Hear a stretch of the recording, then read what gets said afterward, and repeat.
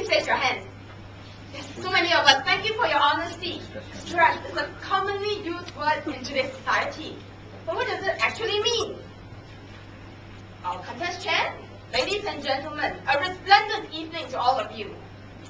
People tend to label all kinds of uncomfortable feelings as being stressed, but they're not all the same. My boss always give me the black face when I'm late for work. My cat is sick, I'm so stressed.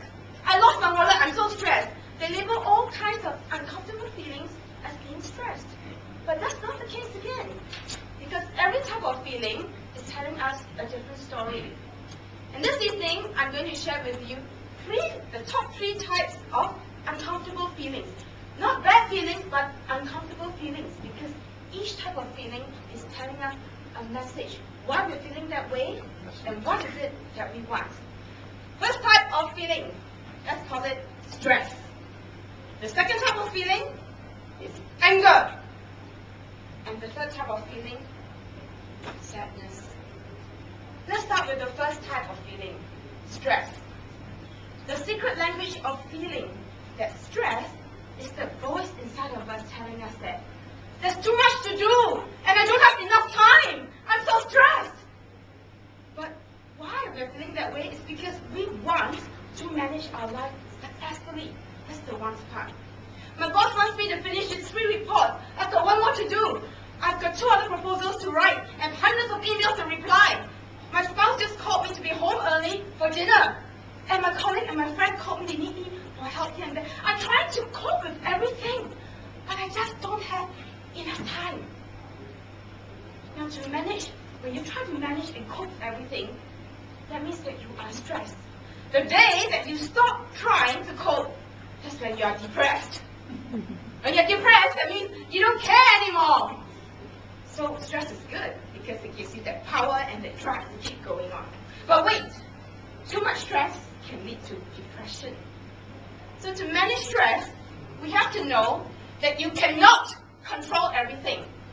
You have to know that you cannot manage time. But what you can do is manage yourself.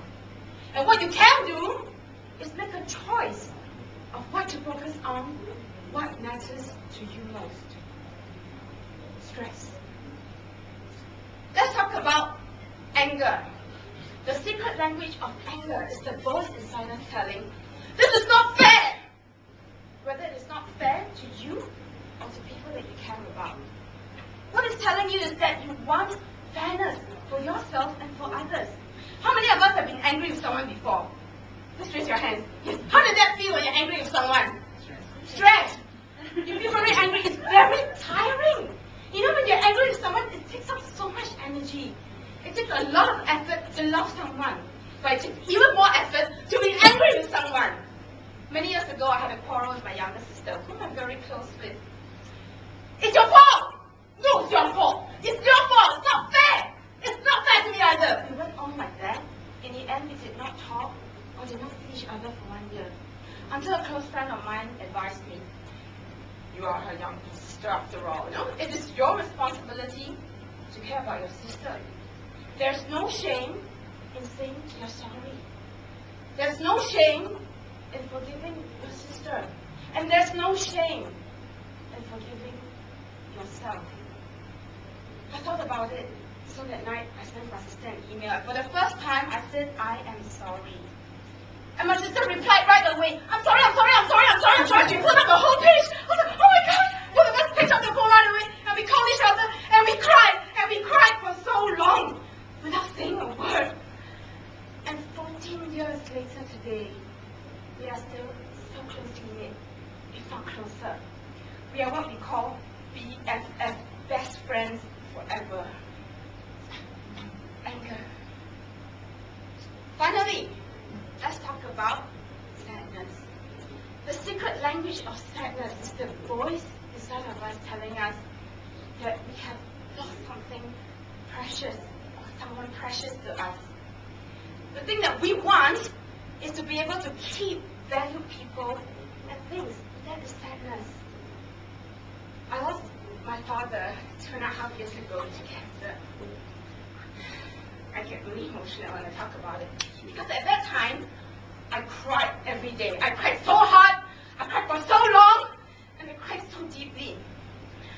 But over time, I told myself to remember the wonderful memories of my father, of all the love, care, and concern that he has given me for 30 over years of my life. No amount of tears or sadness will bring my father back. But what I can keep are the fond memories in my heart forever.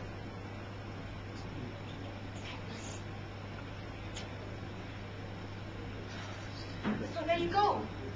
The secret language of feelings is knowing that each type of feeling is giving you a different message. So before we all go home tonight, ask yourself, what may be bothering you recently? Are you stressed? Because if you're stressed, manage yourself. Ask yourself what needs to be done tonight. Let tomorrow take care of itself. There's no need to be stressed for everything. Are you angry with someone? Forgive that someone.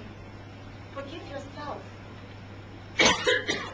Or are you sad about losing someone or something recently? Give yourself time to be sad. But after that, let go and move on. Releasing anger and sadness will set you free. Once you're able to harness that power of understanding the language of feelings, you'll be able to turn any stress situation around into desserts, and life will be